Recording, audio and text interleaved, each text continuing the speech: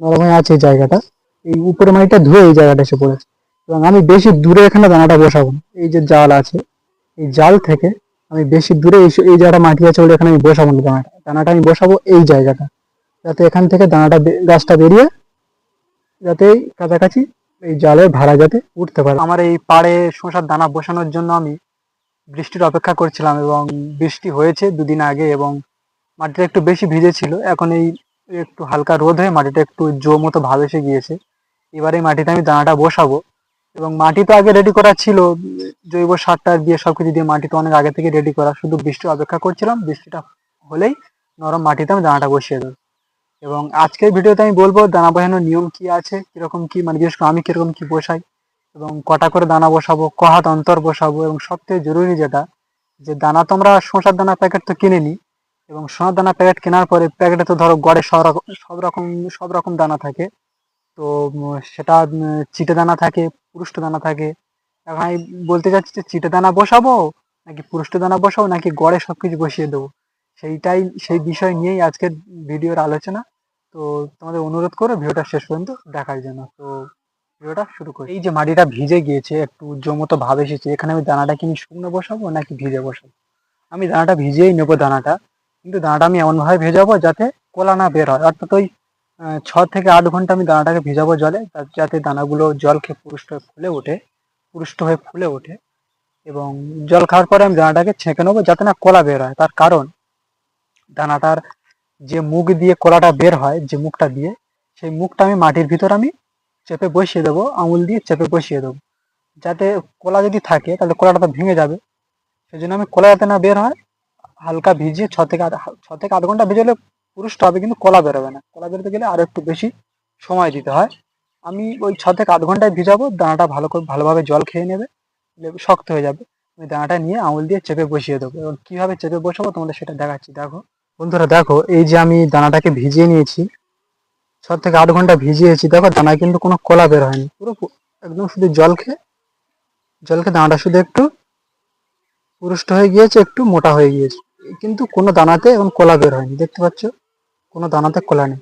এবার এই দানাটা আমি কিভাবে বসাবো তোমাদের দেখাচ্ছি। এই দানাটা আমি একটা দানা ধরে নিলাম, নেওয়ার পরে এই যে মাটি দেখতে পাচ্ছ, আমি মাটিটা এটা আমি কেটে উপরের দিকে এমন ভাবে রেখেছি যাতে বৃষ্টিতে যেহেতু পাড়ের মাটি ধুয়ে গিয়ে গালায় পড়ে যায়, এই মাটিটা ধুয়ে দিয়ে এসে দেখা যাচ্ছে কত সুন্দর একটা স্পট পড়ে গিয়েছে, কত সুন্দর নরম হয়ে গিয়েছে, নরম হয়ে আছে এই জায়গাটা। এই উপরে মাটিটা ধুয়ে এই জায়গাটা এসে পড়েছে। এবং আমি বেশি দূরে এখানে দানাটা বসাবো না। এই যে জাল আছে, এই জাল থেকে আমি বেশি দূরে এই জায়গাটা মাটি আছে বলে এখানে আমি বসাবো না দানাটা আমি বসাবো এই জায়গাটা, যাতে এখান থেকে দানাটা গাছটা বেরিয়ে যাতে কাছাকাছি এই জালের ভাড়া যাতে উঠতে পারে। তারের কানা থেকে এই পুরো এক এক চড়ো ছাড় দিয়ে এই জায়গাটা দানাটা আমি বসাবো। এই যে দানা, এই দানার এই মুখ দিয়ে কলাটা বের হয়, এই মুখটা আমি মাটির দিকে দিয়ে দিলাম, দিয়ে এইভাবে আঙুল দিয়ে আমি চেপে বসিয়ে দেবো।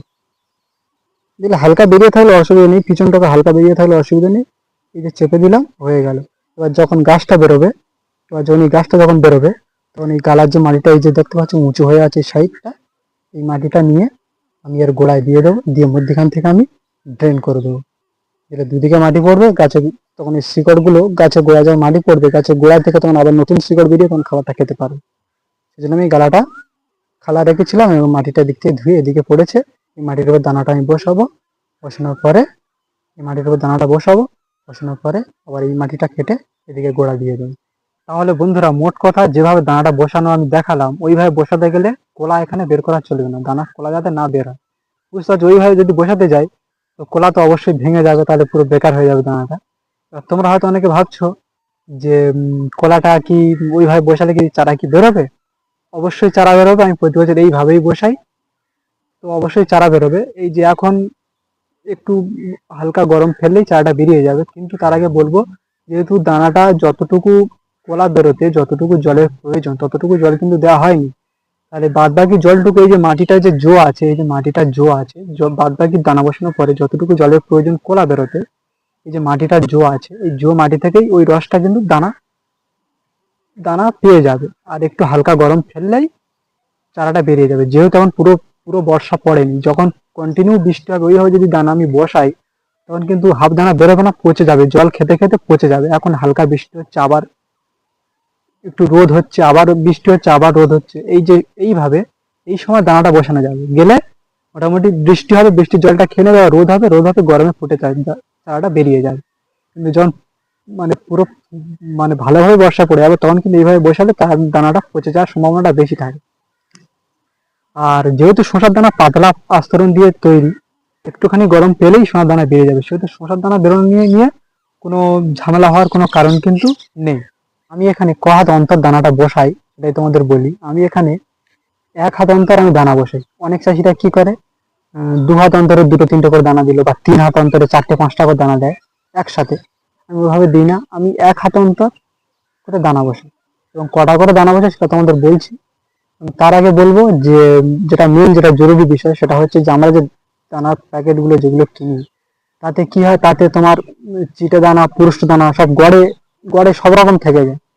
এবং অনেক চাষিরা কি করে, চিটে দানা পুরুষ্ট দানা গড়ে একসাথে বসে, যে কটা বেরোলো বেরোলো, যে কটা না বেরোলো, ওর মধ্যে চিটে দানার চারাও কিছু থাকে, পুরুষ্ট দানার চারা তো থাকেই, চিটে দানার চারাও কিছু থাকে।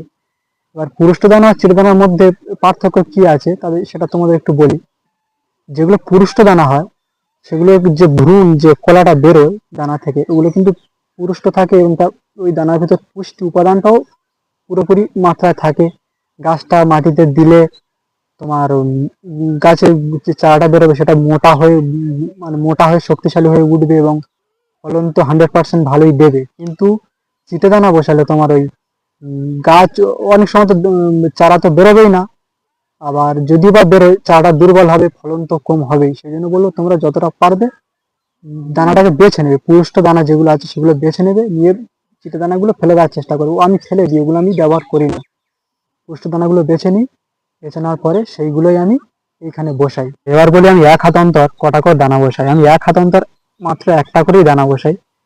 এবং যেহেতু দানাটা বাছাই করার পরে হাফ দানা তো চিটে দানা বের হয়ে যাবে, এবং হাফ দানা ভালো মানে পুরুষ্ট দানা হাফ দানাই থাকে, তো আমি 1 হাত অন্তর একটা করে বসাই। এবং যেহেতু বাছাই করা দানা, সেহেতু এর যে কলা হওয়ার যে মানে ভাগটা, কলা হওয়ার যে ভাগটা 80 থেকে 90টা, 100টা দানা বসালে হ্যাঁ 90টা দানা তো প্রায় কলা হবেই বা চারা বেরোবে। সেহেতু আমি একটা করে বসাই। আর যদি কোনো চারা যদি মিস হয়, 2 দিন পরে যখন চারাটা বেরিয়ে যাবে, তখন নয় 2 দিন পরে না আবার নয় সেখানে পুরুষ্ট দানা না খোপ দিয়ে দেবো, দিলে হয়ে যাবে। আর এই যে ভাড়াটা পেছনে দেখতে পাচ্ছ, এত চওড়া পাহাড়, এত যে বড় ভাড়াটা দেখতে পাচ্ছ, একটা 1 হাত অন্তরে এখানে একটা দানা, 1 হাত অন্তরে যদি আরেকটা দানা বসাই, গাছটা যদি সুস্থ সবল গাছ হয়, যদি ঠিকঠাক ভাবে যদি ট্রিটমেন্ট করতে পারি, তো ওই গাছ কিন্তু ভালোভাবে পুরো ভাড়া কিন্তু পুরো ভরিয়ে দেবে। উম, ঘন গাছ লাগিয়ে কোনো মানে বেশি 1 হাত অন্তরে, 1 হাতের ভিতরে 2-3টে করে গাছ লাগানোর কোনো প্রয়োজন নেই।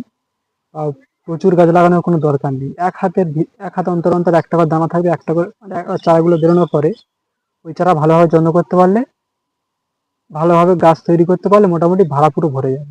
এই যে দানা দেখতে পাচ্ছ, এই যে আমি এখানে যে শসার যে দানাটা আমি বসাচ্ছি, এটা হচ্ছে মন্ডল সিডস এর দানা। এই যে মন্ডল সিডস এর যে দানাটা এখানে আমি বসাচ্ছি, তো এই দানাটা আমি প্রতি বছর বসাই, রেজাল্ট ভালোই হয়, খুব যে খারাপ হয় বলবো না, রেজাল্ট ভালোই হয়। এটা আমাদের এরিয়ার চলে, দানাটা বেশি আমাদের লোকাল মার্কেটে এই দানাটা আসে, এবং প্রায় চাষি এই দানাটাই চাষ করে। আমাদের এই এরিয়াতে এই দানাটাই ভালো হয়। তোমাদের এরিয়াতে তোমরা কোন দানার চাষ করো, কোন কোম্পানি, কোন প্যাকেট, তার নাম কমেন্ট করে জানাও, এবং কিরকম কি ফলন দেয় সেটাও তোমরা জানাও। আর যদি ভিডিও ভালো লাগে তো অবশ্যই লাইক, কমেন্ট অ্যান্ড সাবস্ক্রাইব করে দিও। আজকের ভিডিও এই পর্যন্ত।